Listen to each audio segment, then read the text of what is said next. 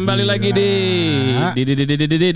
Obrolan Roll Podcast. Yeay, bareng gua Mbak. Seperti biasa kita akan ngebahas hal-hal yang lagi ramai di ranah netizen dengan sarkas dan bahasa yang lebih sopan ya. Waduh, kalau ngomongin rame-rame ya, Sabtu kemarin tuh Jakarta diguncang dengan kehadiran dari penampilan Sheila on 7 tentunya yang jadi buah bibir dari beberapa bulan ke belakang. Iya ya, tahun lalu kayaknya kita nggak banyak ya nonton konser Sheila on 7 di beberapa festival ya.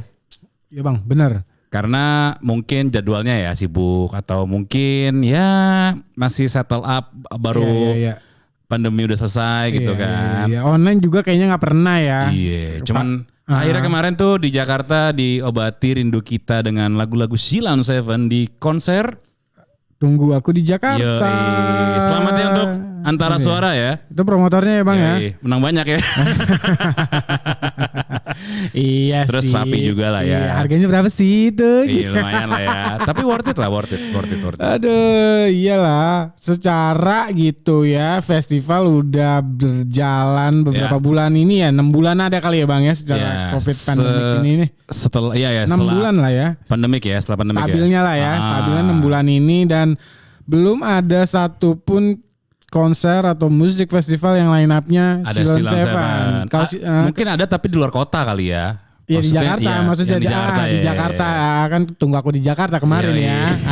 Ada nggak Tunggu Aku di mana nih Bojong Sari gitu nggak ada? Atau mungkin Tunggu Aku di Bali, Tunggu Aku di Makassar, mungkin ada kali ya. Ayo Lantas Suara bikin lagi lah. Ya bikin terus ya gitu. Itu 2 jam berarti ya konser Sheila on 7 kemarin ya. Untuk yang sering nonton konser Sheila on 7 sebelum pandemik gitu ya, mungkin yang kemarin itu nonton agak-agak berbeda gitu dengan konser-konser Sheila on 7 sebelumnya gitu ya. Iya betul.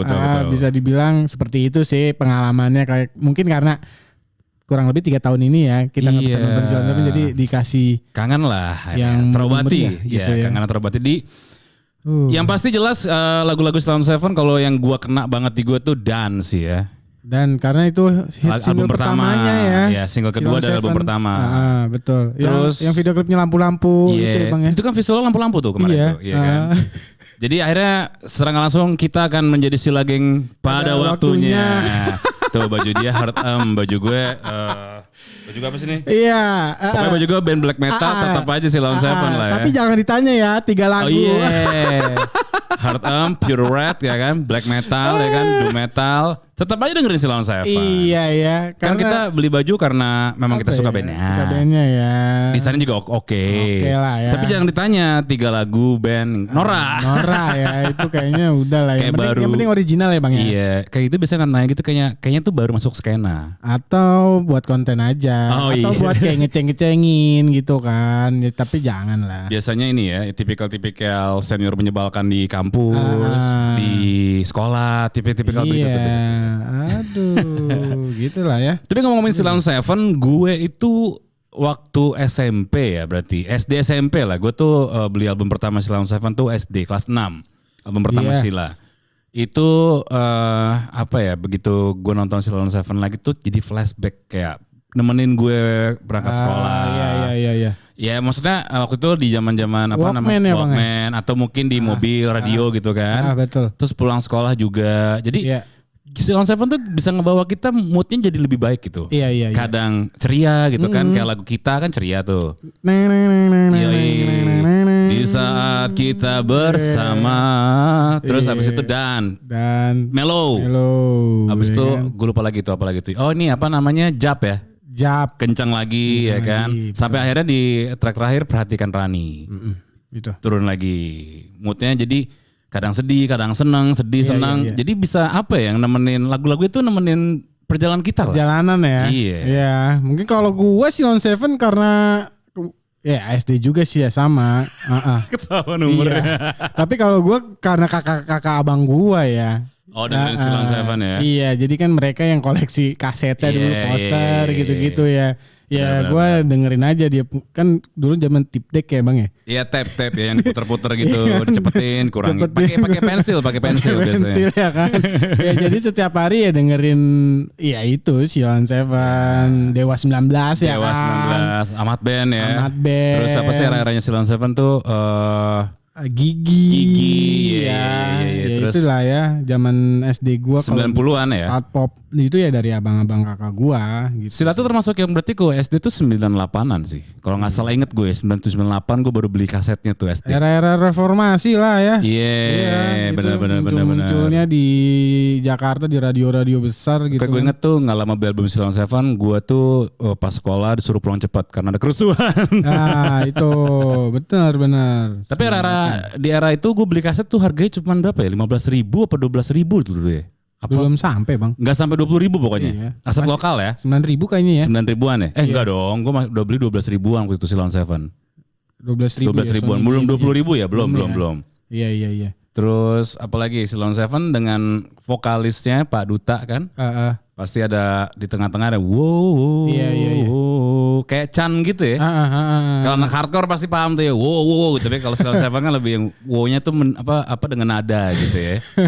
Jadi kayak ini ya legasinya Duta ya, Pak Duta ya di setiap lagunya gitu ya. Tapi nonton Silon Seven tuh kayak ngeliat mereka nggak tambah tua ya?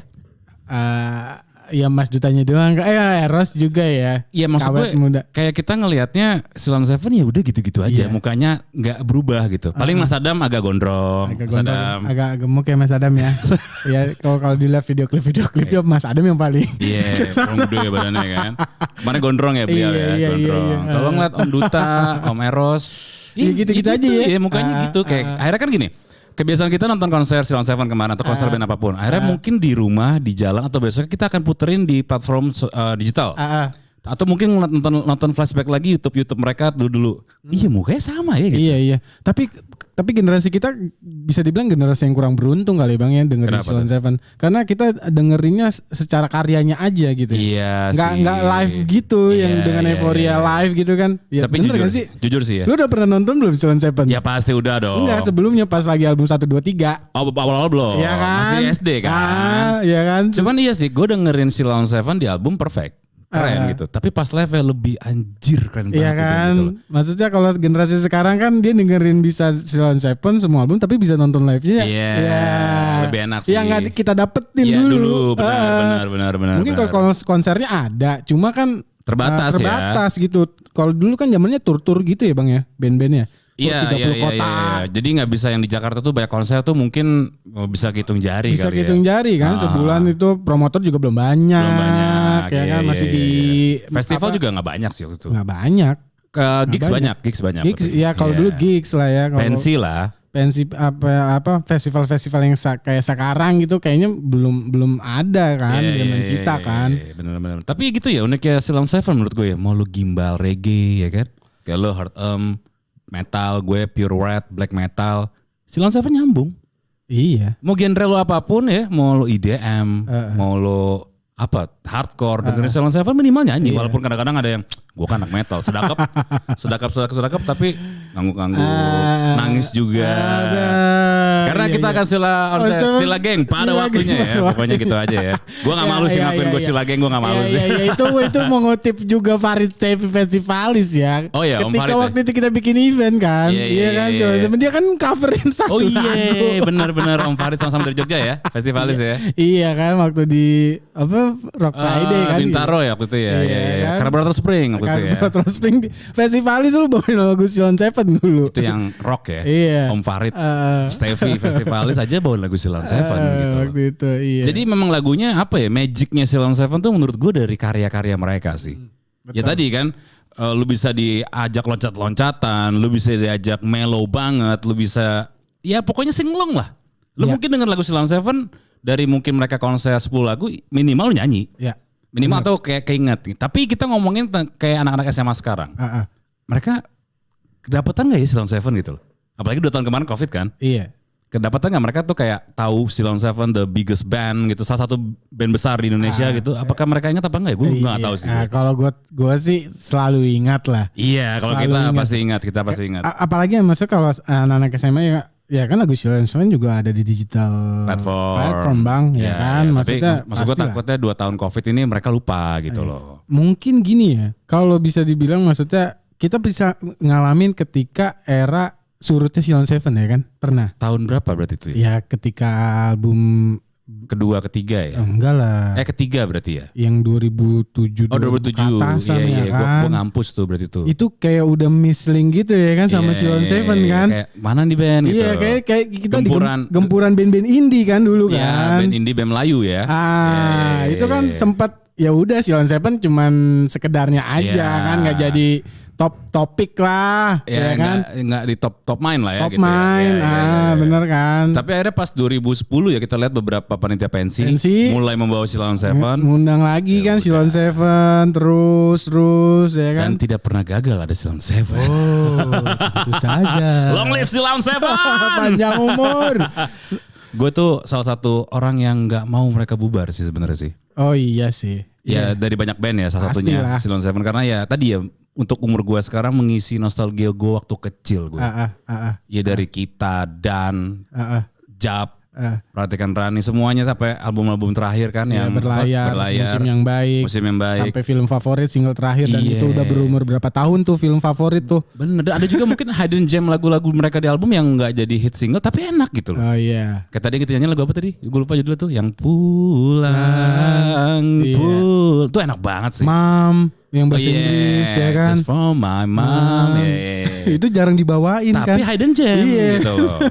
Ini bisa nih buat teman-teman polisi skena, kalau ada back Silent Seven, coba sebutin 3 lagu Silent Seven yang jarang dibawain tapi enak gitu kan. Oh iya. Pasti kalau yang sebelum pandemi sering nonton konser Silent Seven, pasti lagunya kan kebanyakan mostly ya itu kisah klasik. Kalau di pensi biasanya penutupannya ini ya Pak, kisah klasik ya. Kisah klasik. Buat penutupan anak sekolah kan. Itu digabung tuh biasanya tuh. Di medley. Biar aman waktu ya. Aman waktu ya. Karena kisah klasik sebenarnya itu lagu yang bakal everlasting. Lo sekolah udah pasti ada perpisahan. Ya kan, sebuah kisah klasik untuk masa depan. Nanti pun udah tua lagi, inget gak dulu waktu kita prom night, waktu kita pensi atau sila, lagu anthemnya tuh ini loh. Dan sekarang kita udah punya anak mungkin kan, udah ada nikah. Jadi memorinya tuh recall lagi gitu Silent Seven gitu loh. Jadi mungkin ini satu episode yang kita mungkin bahas band-band lain yang kita favoritkan juga. Mungkin karena euforia Silent Seven kemarin tuh masih terngiang-ngiang gitu ya. Dan banyak juga yang gak dapat tiket, mungkin kurang beruntung. Ya berdoa aja mungkin dapat tiket di kesempatan berikutnya. Bener. Kalau ada lagi ya. Kayaknya jarang-jarang ya kalau di Jakarta ya mungkin ya. Iya. Apalagi Silent Seven yang paling enak adalah saat lu bawain lagunya itu gampang untuk akustiknya ya. Chordnya gitu ya. Iya, kalau dan kan dari D, C keras minor, B minor, A. Lupakanlah saja tuh terakhir A tuh ya. Seenggaknya kita gue waktu SMP-nya bisa bawain lagu Silent Seven gitu. Tapi kalau lead gitarnya Om Eros ampun. Ya salah satu gitaris yang di endorse sama brand gitar ya. Tapi memang kalau Om Eros gue tanpa ngeliat visualnya untuk sekarang ya. Cara dia bermain, soundnya, ini Om Eros nih. Kalau kita merem aja gitu ya. Unik gitu. Sound gitarnya dapet dia. Cuman kayak waktu kita ngobrol-ngobrol sama beberapa kru kan memang dia setiap hari ngulik gitar gitu ya. Oh iya. Itu pun kurang katanya. Waduh. Iya, koleksi gitarnya banyak. Iya. Apalagi kan kita ingat dulu waktu yang Anugerah Terindah. Itu chordnya cuman G, C, udah sampai habis lagu tapi enak gitu loh. Itulah maksudnya dasarnya sebuah karya ya. Dasar-dasar sebuah karya dan komposisi yang pas. Kadang-kadang kan ada juga mungkin kalau anak band yang skena banget, chordnya kurang miring nih. Anjir, miring ya. Miring. Kurang gitu loh. Tapi komposisinya enak gitu kan.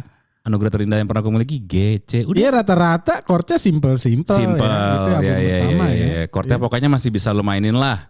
Kalau di tongkrongan lo baru belajar gitar, chord dasar C, D, F, G, pokoknya apa C lagi.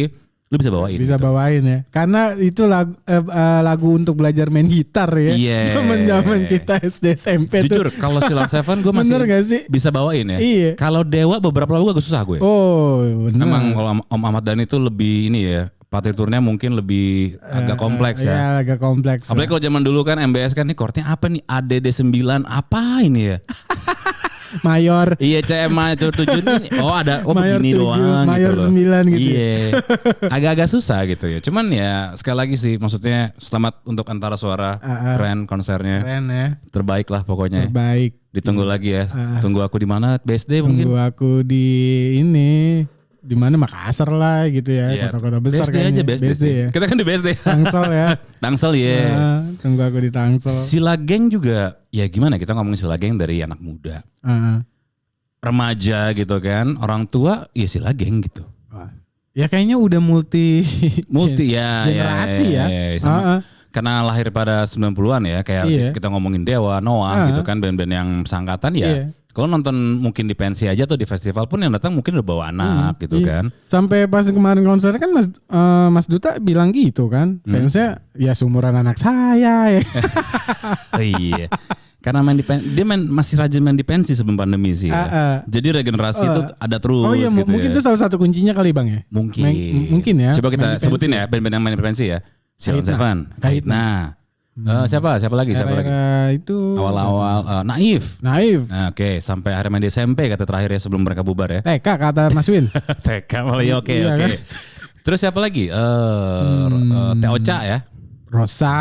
Ya betul. Siapa lagi? Yang band-band 90-an tapi anak sekolah masih dengerin gitu. J-Rock mungkin kalau sekarang Tip X. Atau Meli Guslau gitu ya. Oh ya, Teh Meli Guslau. ADC-nya ya kan. Iya, sekarang mungkin Project Pop nih. Project Pop. Iya. Makanya nih sebenarnya apa ya, salah satu analisis gembel kita mungkin ya tadi lintas generasi memperpanjang umur band ya, semua event dengan tanpa dipilih-pilih itu akan memperpanjang umur band sih. Iya. Lo main di festival gede bisa, di korporat untuk om-om bisa, main di acara pensi anak sekolah bisa, itu akan memperpanjang. Ya balik lagi intinya karya sih udah. Intinya karya betul. Jadi nggak ada formula menurut gue untuk band jadi legend gitu, nggak ada, tapi balik ke karya sih. Mungkin kita bosan waktu mungkin tadi kan era yang Silon Seven-nya kok agak-agak hilang gitu kan. Iya kan, karena ada misalnya muncul ya genre-genre yang lebih Melayu, kan, atau boy band gitu-gitu genre kan. yang lebih mungkin asing di telinga, cuman kayaknya something yang new gitu ya. Cuman pada akhirnya karena karyanya menarik, kita balik lagi ke Silon Seven. Balik lagi gitu ya. loh. Yang namanya bosan kan cuma sementara ya. Tapi kalau udah cinta sama karyanya balik lagi gitu loh. Kemanapun lo pergi ujungnya balik ke rumah. Balik lagi ke rumah. Walaupun bosan di rumah gitu ya. Makanya sekarang tinggal 3 personil tersisa ya. Yang original ya. Original benar. Cuman kalau Silon Seven mungkin seumuran siapa ya sekarang ya? Personilnya? Seumuran abang gua. Berapa? 40? Ketika dia muncul kan masih belasan tahun ya Bang. 18 sama 19. Oh masih remaja. Iya kan. Makanya kan waktu itu sempet kan maksudnya dimasukin beberapa wawancara gitu kan. Gimana sih masa muda lo udah bisa jual jutaan kopi kaset pada era itu kan. Kan disebutnya kayak gitu, band dengan 1 juta kopi kan. Iya kita hitung aja misal tadi harga kaset 12.000 average kali 1 juta gitu kan. Misalnya itu berapa juta gitu kan. Ya berarti 10 tahun di atas gue yang 44-an ya. 44 lah. Iya. Tapi masih muda. Gua ada sih KTP ininya. Apa? jangan kasih tahu. Cuman kalau misalnya main di pensi pun masih kayak pantas dipanggil Kak ya. Cuman jangan sih ya. Karena mereka udah Om ya. Om lah. Kan mereka kan udah tua. Kalau Kak tuh kayaknya gimana gitu loh. Cuma mukanya masih masih muda. Iya. Gayanya juga bisa menyesuaikan ya, gaya manggungnya gitu kan. Iya. Terus ada era-era Sevilla yang Om Eros main gitar ke belakang gitu jadi jadi ciri khas akhirnya gitu loh. Iya, benar. Kan akhirnya dibalikan tulisannya tuh I love Sevilla. Ya. Yang sampai sekarang pun siapa itu kita nggak tahu siapa ya. Iya, itu masih tanda tanya sih ya. Iya. Itu dia makanya. Sebuah band dengan karya yang long lasting gitu ya, dengan komposisi yang sederhana untuk chord-chord dasar kita sebagai pemula bisa mainin lagunya.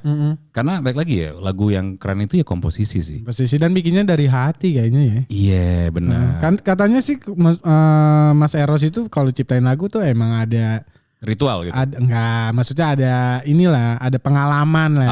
Entah itu dari pengalaman diri sendiri atau orang lain atau yang lain gitu. Jadi dibukukan di dalam lirik-liriknya itu. Apalagi kemarin tuh ya kita ngomongin Euphoria Silon Seven awal-awal jual tiket itu ya. Itu dalam waktu jam tuh puluhan ribu tiket terjual habis.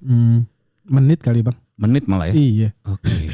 Itu pun kemarin gue yakin 30.000 atau 25.000 orang yang datang yang beli tiket. Masih banyak yang gak dapat tiket. Ya masih lah. Sedahsyat itu ya? Iya makanya kan kemarin nih ikut kuis di Infopensi banyak banget. Oh iya benar. Dan selamat ya untuk kalian yang menang dari Infopensi ya. Iya yang 3 orang tuh kan. Terus akhirnya juga mereka punya fanbase yang loyal ya. Oh iya Silagengnya Silageng. tersebar di beberapa kota ya. Terus kadang-kadang kalau Silagengnya ulang tahun gitu personilnya datang untuk merayakan benar. Ya itulah ya sebuah apa ya ekosistemnya ya. Ekosistem dari sebuah band dengan fanbase yang loyal. Terus apa namanya hubungan baik gitu. Jadi akhirnya ya long lasting lah bandnya gitu. Kalau Dewa kita sebut ada Baladewa kan. Baladewa. Noah sahabat Noah gitu. Sahabat Noah. Siapa lagi nih band yang punya apa? Death Squad pasukan mati gitu pasukan kan. Mati. Nah itu harus ada sih menurut gue. Serigala Militia. Serigala Militia gitu kan. Jadi akhirnya si fanbase ini merasa apa ya kayak gue punya tempat nih buat band idola gue dan mungkin akhirnya kayak Serigala dengan Serigala Militia akhirnya melakukan kerjasama sempat bikin konser waktu itu kan gigs itu. Itu deh maksudnya kalau misalnya kalau sebuah hubungan yang di-maintain antara fanbase dengan bandnya ya. Yang bikin apa ya, baik lagi kan kalau misalnya gua mungkin kalau masuk dulu ya awal-awal gitu kan masuk ke era, bukan era sih masuk ke fanbase gitu. Ya gue gak bisa ngomong kali ya. Gak bisa ngomong ya. Enggak bakal bisa ngomong lah. Star awkward gitu ya. Awkward gitu loh. Ya tapi memang menurut gue sih ya gimana ya. Ya mereka tetap manusia biasa pada umumnya. Iya. Cuman kalau gue atau kita lah ya. Karena awalnya memang penonton gitu kan. Panitia pensi. Yang cuma bisa ngeliat dia dari jauh. Dari layar kaca gitu kan. Terus bisa ngomong sedekat itu kan ya gak bisa ngomong jadi. Ya itu anugerah pekerjaan kita di pensi kali ya. Tuh, ya kan. Yang dulunya cuma dengerin kaset mereka gitu kan. Nonton di TV. Dengerin di radio ya kan. Terus bisa sampai kenal mereka ini ya. Sampai akhirnya kan kalau tongkrongan kan gue pernah ngobrol dong Om Adam. Oh, kayaknya ada sebuah ini. Pride gitu ya. Apalagi kalau dengerin radio. Anjir, gue baru kemarin tuh. Iya ngobrol ya. Ngobrol gitu kan. Ya semoga kita bisa nonton lagi ya Silon Seven di tahun ini ya.